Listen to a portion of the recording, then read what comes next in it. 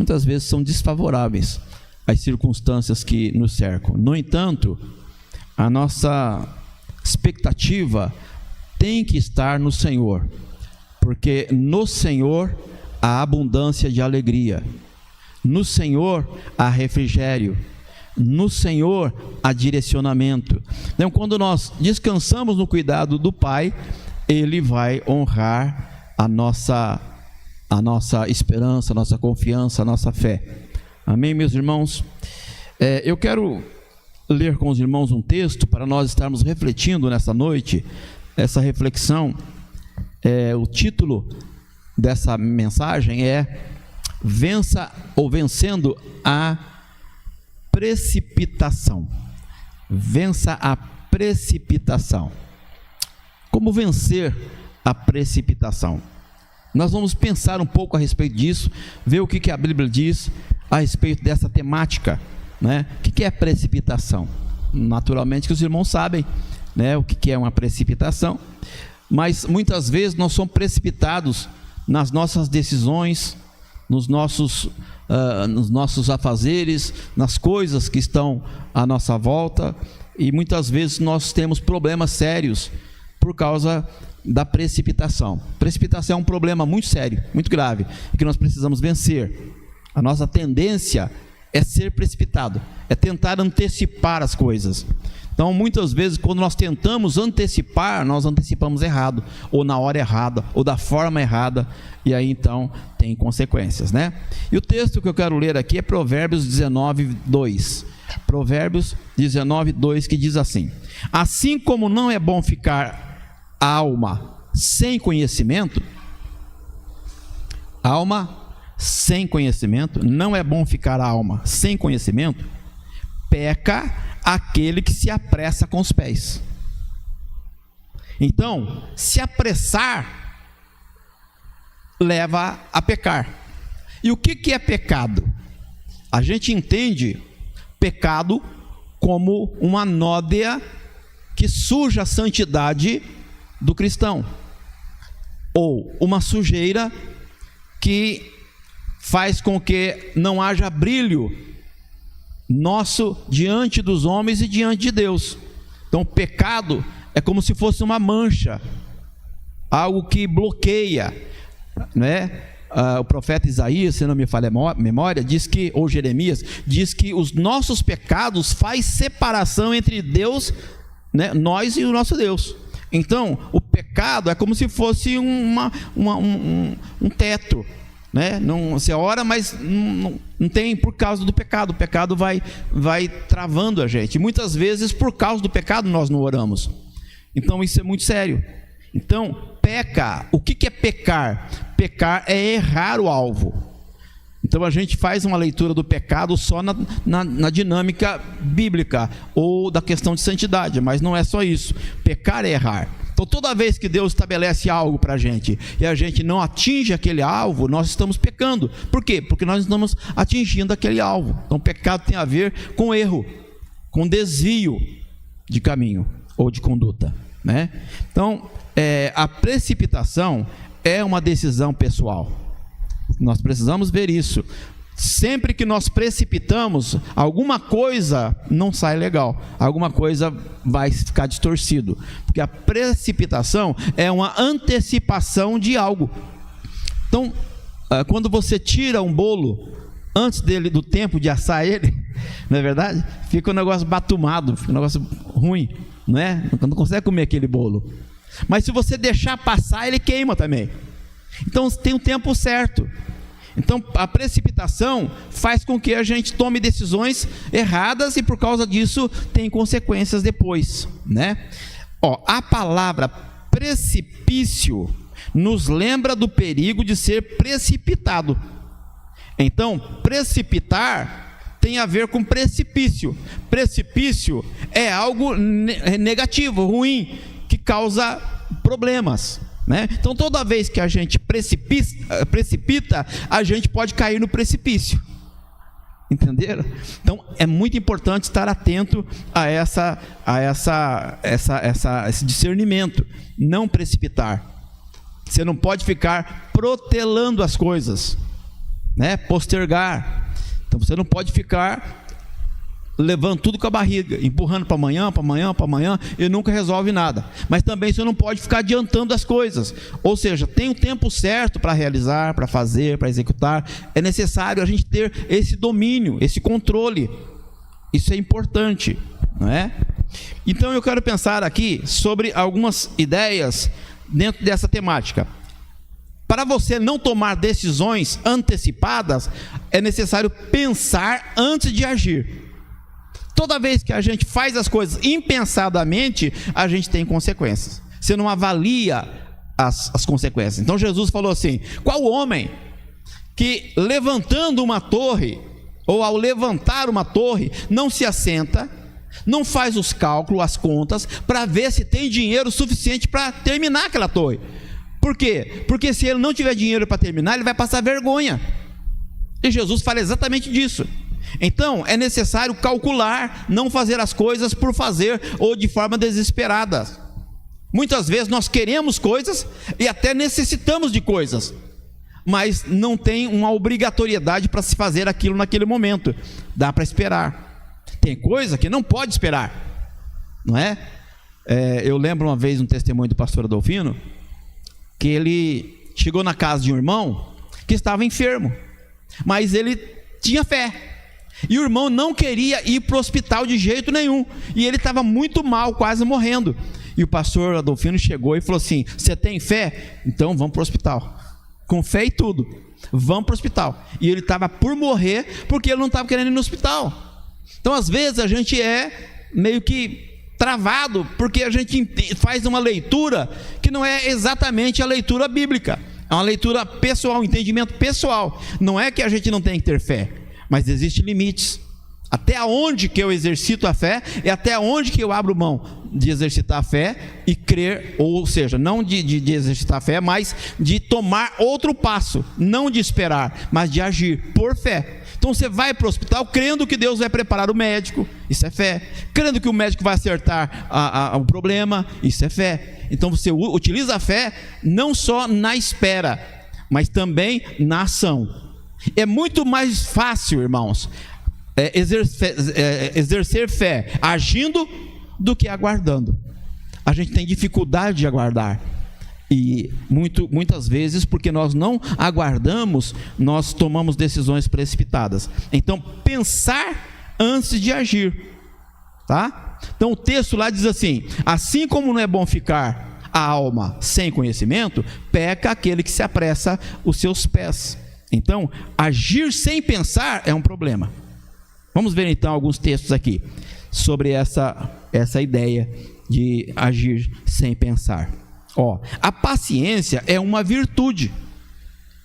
Muitas vezes nós vemos alguém paciente e porque a gente é tão ansioso, a gente acha que aquela característica é negativa. Nem sempre.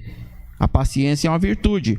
E Provérbios 14:29 diz que o homem paciente dá prova de grande entendimento, mas o precipitado leva insensatez.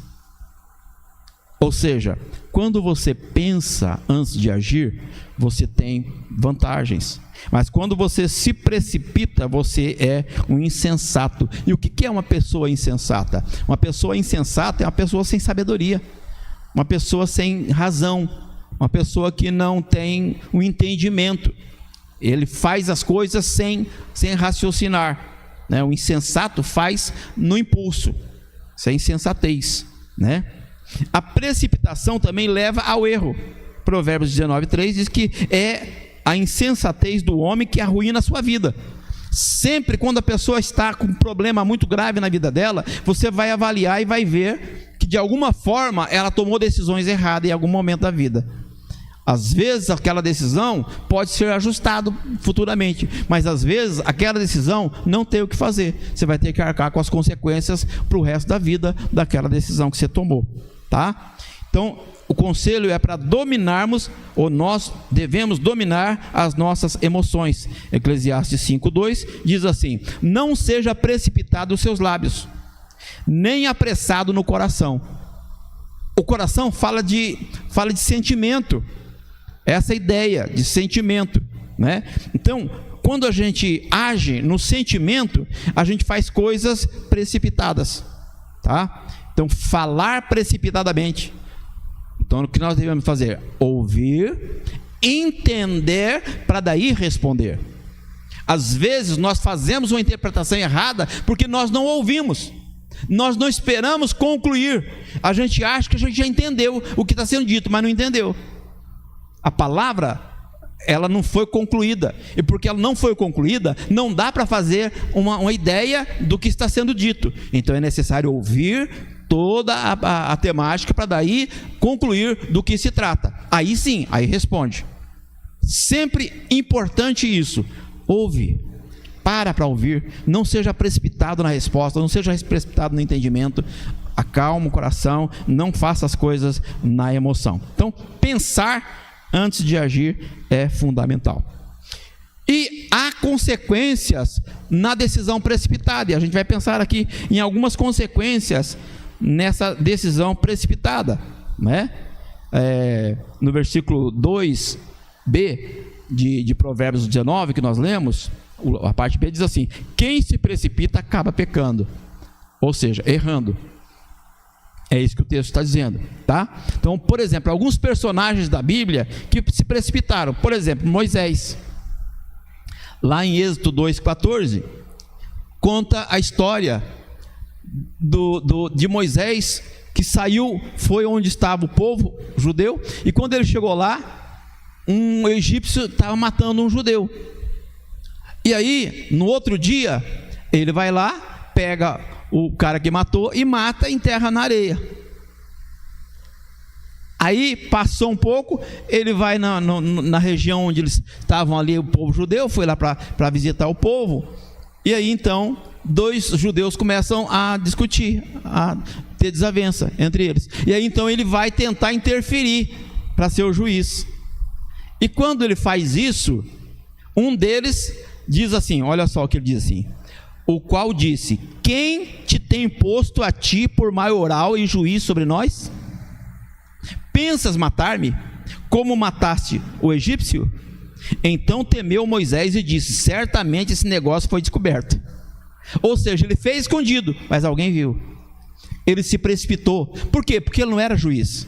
Ele não tinha autoridade para fazer o que ele fez. E ele fez na intenção, e aí eu coloquei aqui, ele teve uma boa intenção. A intenção dele era de proteger o povo dele, mas ele fez da forma errada, no tempo errado. No tempo certo, Deus levantou ele, foi lá e fez o que fez certo, que tinha que ser feito. Fez tudo que tinha que ser feito. No entanto, no primeiro momento, ele tomou decisão precipitada. Por isso é que depois ele foi muito calmo diante de Deus, foi rigoroso, não foi fazendo as coisas de qualquer jeito, não é? A Bíblia fala que ele foi o homem mais calmo da terra, né? Fala disso, manso, a Bíblia fala, não é? Então, Moisés, ele passou por esse perrengue.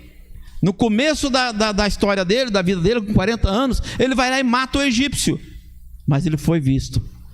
E aí depois ele teve que ir para o deserto, ficar mais 40 anos no deserto, para depois vir, ou seja, ele tomou uma ação na estação errada. Nós vamos falar depois aqui um pouquinho sobre estação errada. O que é estação errada? Ele foi colher no tempo de plantar. É possível? Tempo de plantar, dá para você colher? Não dá. Então, na estação errada. Então, se a estação, irmãos, é para crescer, vai crescer. Mas se a estação é de colher, você tem que colher. Mas se a estação é de plantar, então cada estação tem uma dinâmica própria. E é isso que Moisés não entendeu. Ele antecipou o tempo. E quando ele antecipou o tempo, teve consequências, quase que ele morre. Se ele fica ali, muito provavelmente ele morreria. Claro que Deus tinha um propósito com ele.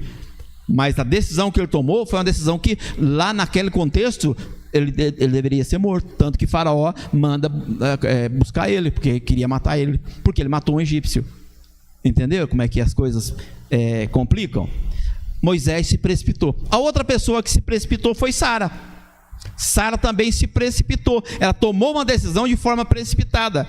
E ela tinha uma boa intenção. Qual que era a intenção? Ajudar Deus. Mas ela podia ajudar Deus? Não.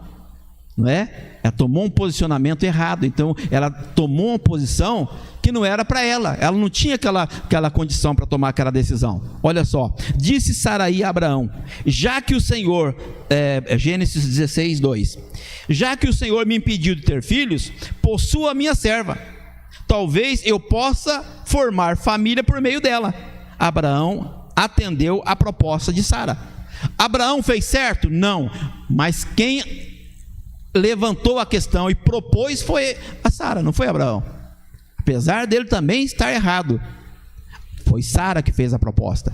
Deus tinha compromisso com Sara? Tinha, porque a promessa era para os dois. Deus fez a promessa para Abraão e para Sara, era para os dois.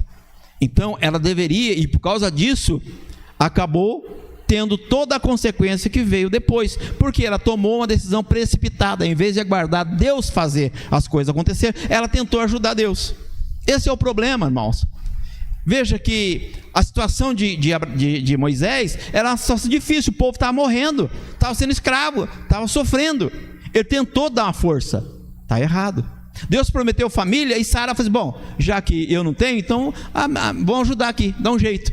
Ou seja, ela foi precipitada, tomou a decisão fora do tempo, e por causa disso as vieram. Tanto Moisés quanto Sara tinham de certa forma boa intenção. A ideia deles não era confrontar Deus, a ideia deles não era fazer as coisas erradas, a ideia deles é cumprir a palavra do Senhor, no entanto da forma errada, no entendimento errado, e isso é muito importante para a gente, tá? Um outro que se precipitou também foi Jonas. Jonas também tomou uma decisão precipitada, porque ele concluiu que se ele não fosse em Nínive, Deus ia destruir aquele povo. Ele teve uma conclusão, e por causa disso ele tentou cortar o caminho, para que Deus não tivesse misericórdia daquele povo. Se eu não entregar essa mensagem, Deus vai matar eles. Ou seja, como que eu posso manipular a ação de Deus? Mas ele teve essa ideia, um entendimento desse. Ele pensou na visão dele de uma forma certa. Por quê? Porque ninivitas eram os carrascos dos israelitas. Matava de uma forma muito cruel. Então era um povo odiado pelos israelitas. Quando Deus falou: vou destruir esse povo, ele falou assim: não vou entregar mensagem, porque ele queria a destruição do povo. Então na cabeça dele era uma forma de justiça, só que na visão de Deus não. Então o entendimento dele foi errado, e porque ele foi distorcido e fez a coisa errada, teve problema para ele. Ele pensou que estava certo. Jonas 1:13. Mas Jonas fugiu da presença do Senhor, dirigindo para Tarsos. Desceu à cidade de Jope, onde encontrou um navio que se destinava àquele porto. Depois de pagar a passagem, embarcou para Tarsis para fugir do Senhor. A ideia dele era não entregar a mensagem que Deus mandou entregar. E aquela mensagem era a mensagem de arrependimento. E Jonas pensou assim: eu vou pregar lá, e se eu pregar lá, o povo vai se arrepender. E se o povo se arrepender, Deus vai ter misericórdia deles. Então eu não vou pregar, não vou entregar a mensagem. Veja só como é que é a mentalidade nossa. E muitas vezes nós fazemos isso. Está demorando.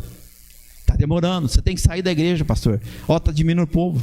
Não sei se vocês estão percebendo, mas nós estamos nessa estação agora da forma que estávamos no começo.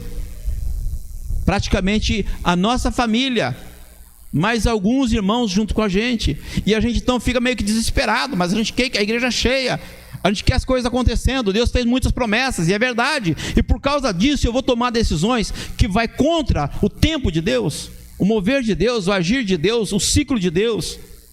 Eu não posso fazer isso, irmãos. Não é porque eu não quero fazer, é porque eu não posso tomar a decisão que esses homens tomaram e tiveram consequências. A Bíblia está dizendo isso para mim.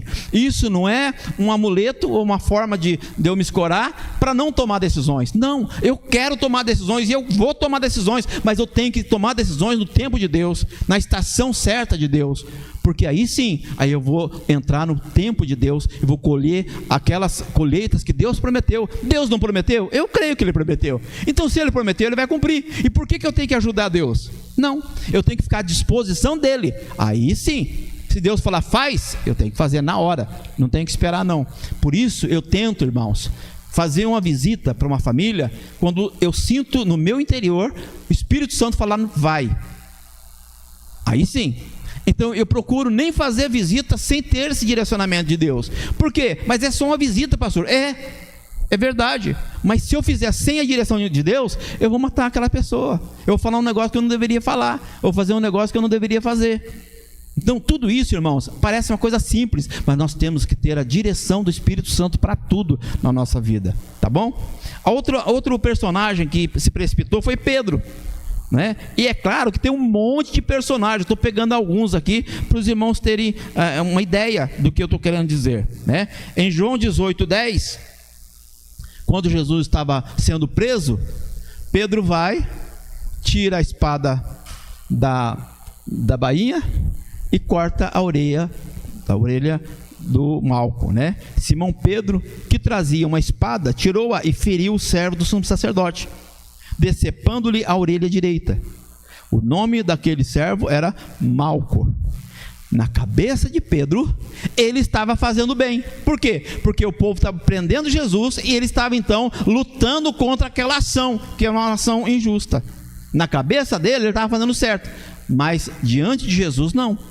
Tanto que Jesus foi e mudou aquela situação, colou aquela orelha novamente no lugar que estava. Ele fez uma ação reversa, não é? Então, irmãos, é muito sério. Mas o que ele fez? Ele fez uma coisa boa. Ele estava defendendo Jesus, mas naquele momento não era o momento de defender Jesus, porque ele precisava passar pelo que ele passou.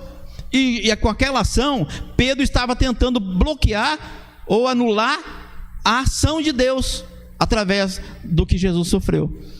Ele estava trazendo um empecilho ali, não é? Então é importante a gente considerar, na cabeça de Pedro, ele estava fazendo a coisa certa.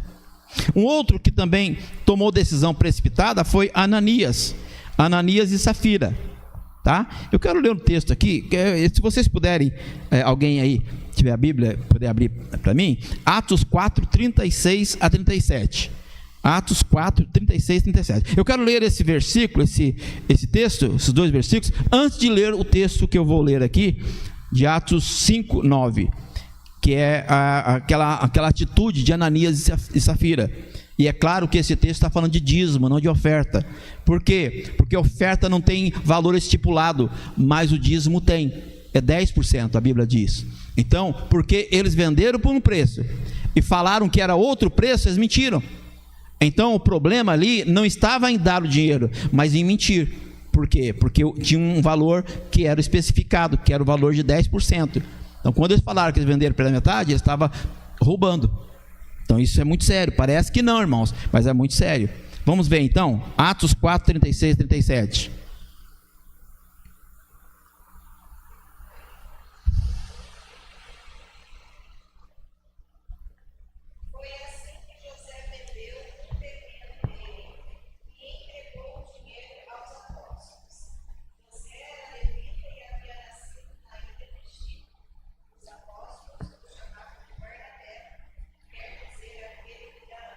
Isso, o filho da consolação.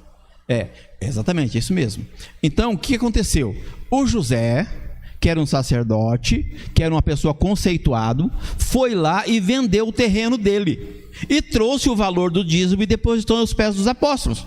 E aquilo, de alguma forma, encheu o coração de Ananias e Safira, e eles falaram assim: sabe que esse negócio é legal? Vamos vender o nosso também?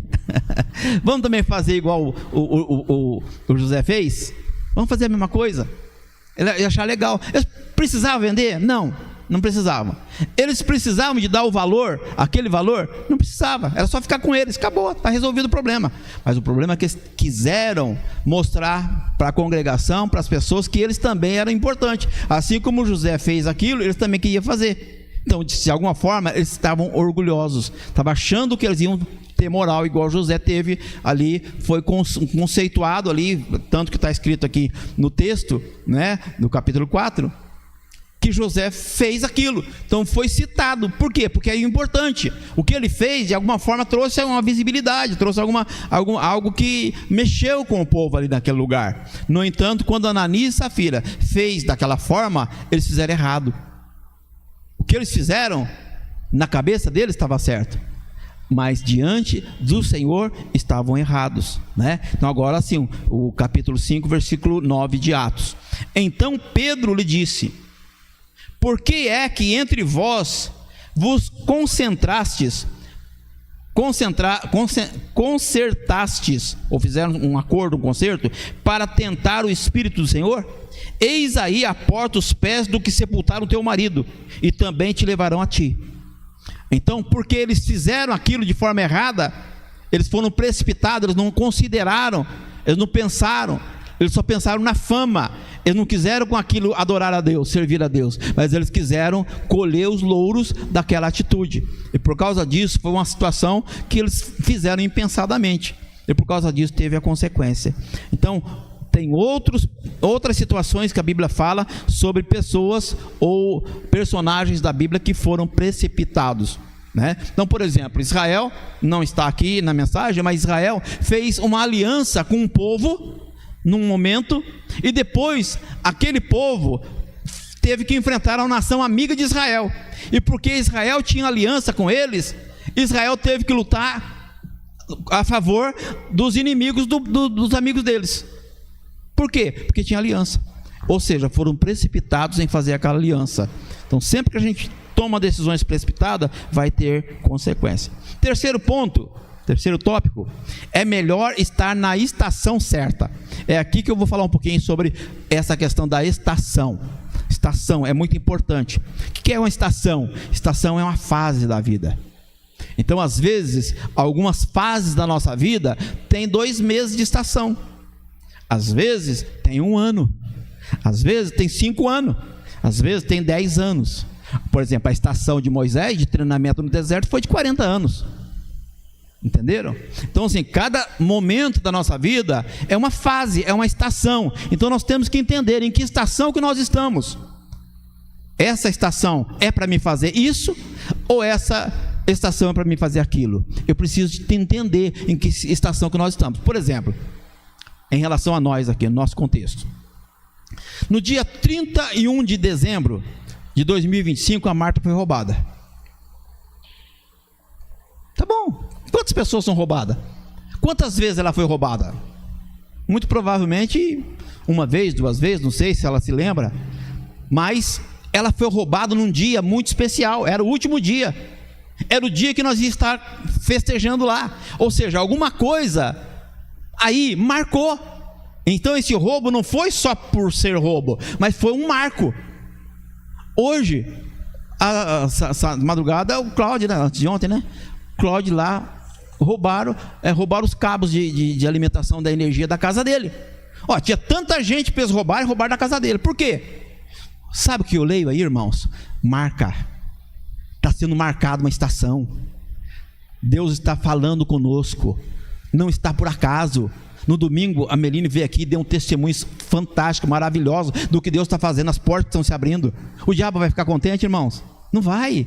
Nós estávamos celebrando porque nós estávamos com a chave do nosso apartamento na mão. O inimigo mandou o agente lá roubar a Marta.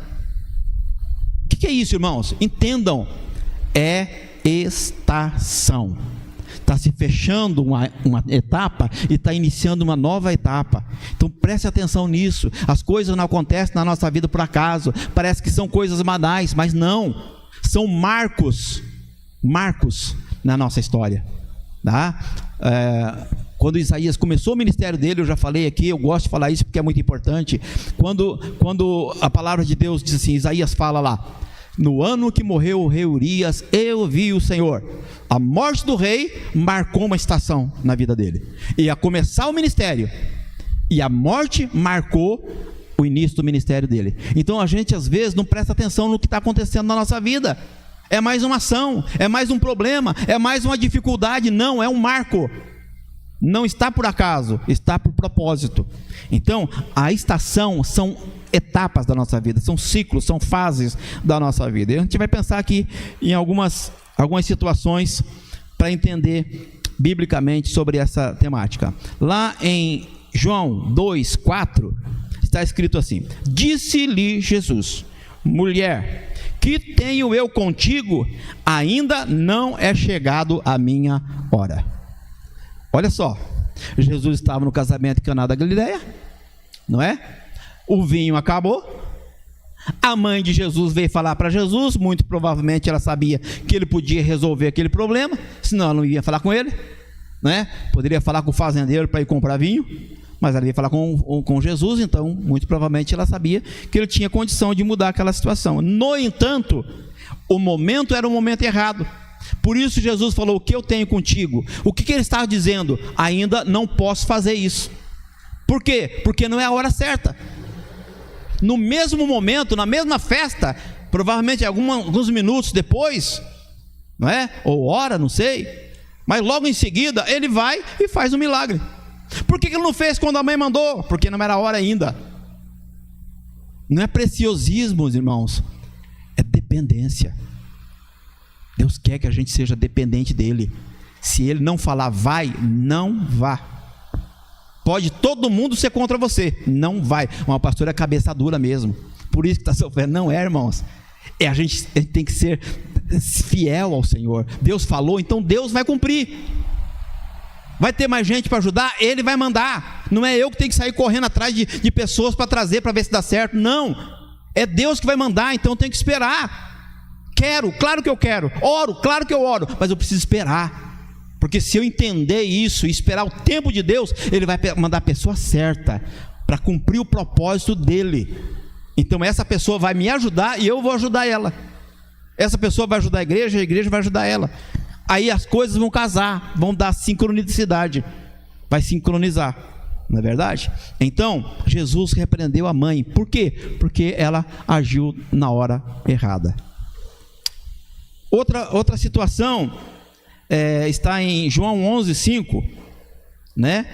Jesus aguardou o momento certo para ir ressuscitar o amigo Lázaro. Lázaro estava morto e Jesus ficou 2 dias para depois ir atender a solicitação das irmãs de Lázaro. Olha aqui o texto. Ora, João 11:5 e 6. Ora, Jesus amava a Marta e a sua irmã e a Lázaro. Ou seja, aquela família era uma família amada por Jesus. Não era uma família qualquer, era uma família amada. Jesus amava eles. Então seria natural Jesus, assim que recebeu a mensagem, já ir rapidinho lá para atender, porque era amigo deles. Mas Jesus não se deixou ser envolvido pela amizade, pelo carinho, né? Não. O que ele fez? Ele ficou mais 2 dias para depois ir. Versículo 6. Ouvindo, pois, que estava enfermo, ficou ainda 2 dias no lugar onde ele estava. Ele não se apressou para ir lá. Tinha um propósito. Maria e Marta recriminaram Jesus. A culpa é tua. Se você tivesse vindo, ele não tinha morrido. Olha só como é que é as coisas. Por quê? Porque elas não entendiam o propósito de Deus. Depois que Lázaro foi ressuscitado, que daí eles foram entender o propósito. O problema é que às vezes a gente não considera isso. A gente acha que aquilo que a gente pensa é a realidade, e nem sempre é. Às vezes é um teste de Deus. Às vezes é Deus provando a gente. Você vai ouvir a mim ou você vai ouvir as pessoas?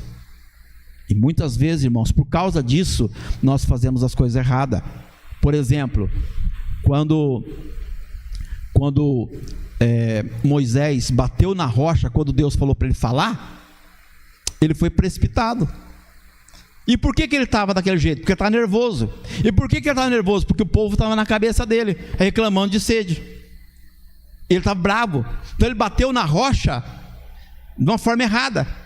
No entanto, a primeira vez ele bateu na rocha porque Deus falou para ele bater. Mas na segunda vez Deus falou: fala para a rocha, e ele bateu. Por que ele bateu? Porque ele estava nervoso. E por que ele estava nervoso? Porque o povo estava na cabeça dele. Mas daí, queridos, tem um detalhe. Ele estava no mesmo formato. Como ele bateu da primeira vez, funcionou.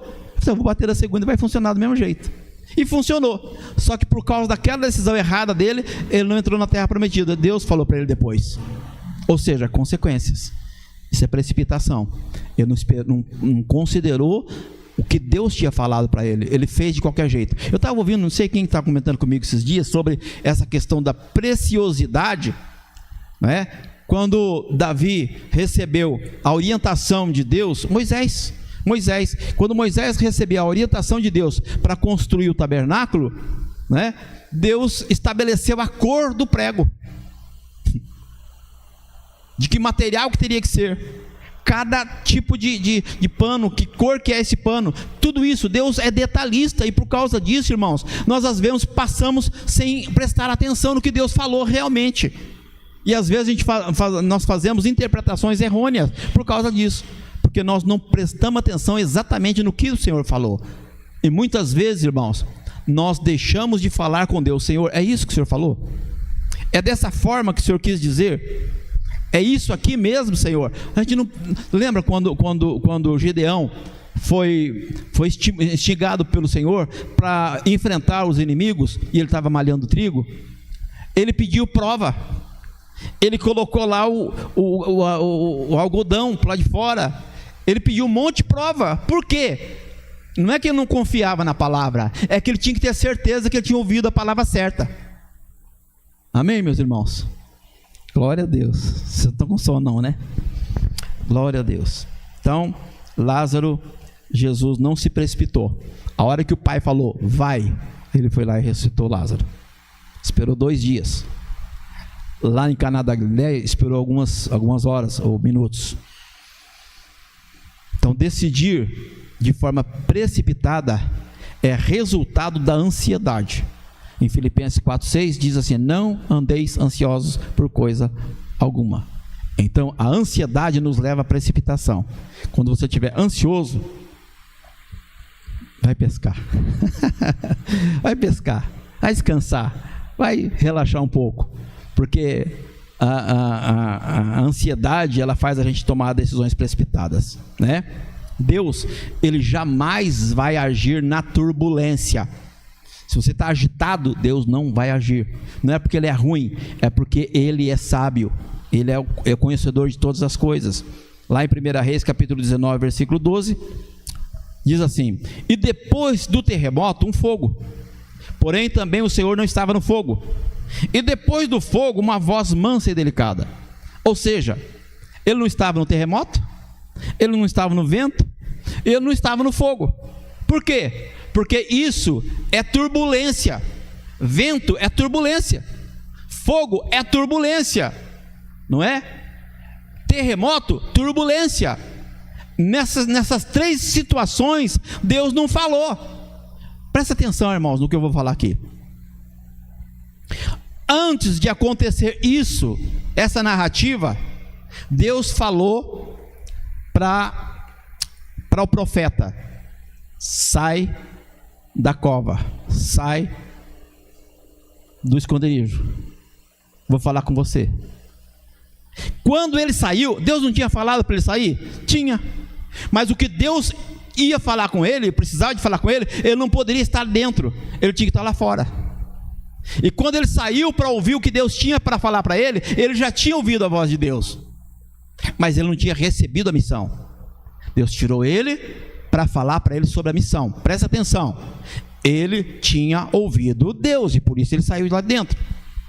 Agora, quando foi para ele fazer a missão, ele precisava estar atento para ouvir os detalhes que Deus tinha para ele. Ele não poderia ouvir de qualquer jeito, na ansiedade, sem prestar atenção. Ele tinha que estar atento. Então quando ele saiu, veio o vendaval. O que fez com ele? Acordou.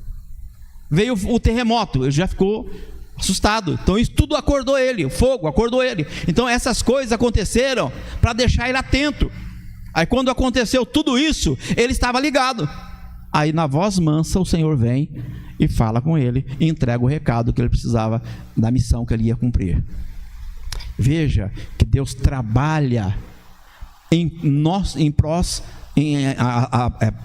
para nos abençoar, para a gente não tomar decisões erradas. Deus trabalha dessa forma. Muitas vezes, com tudo isso, ainda nós tomamos decisões erradas, porque a gente se precipita, não é? Lá em Eclesiastes 3:1 diz que para tudo há um tempo, há uma ocasião, há um momento específico para todas as coisas debaixo do céu. Ó. Para tudo há uma ocasião e um tempo para cada propósito debaixo do céu. Então, irmãos, não adianta querer antecipar o propósito, o projeto, não. Você está no processo? Então fica no processo.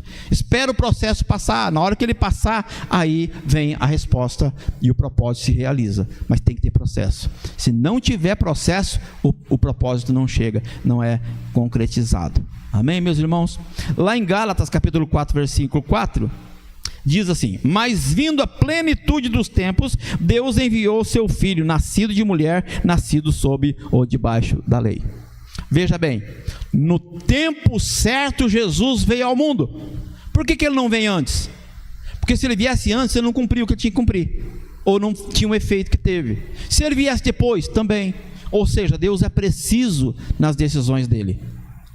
Deus não faz as coisas de qualquer forma, de qualquer jeito. Deus faz as coisas da forma correta.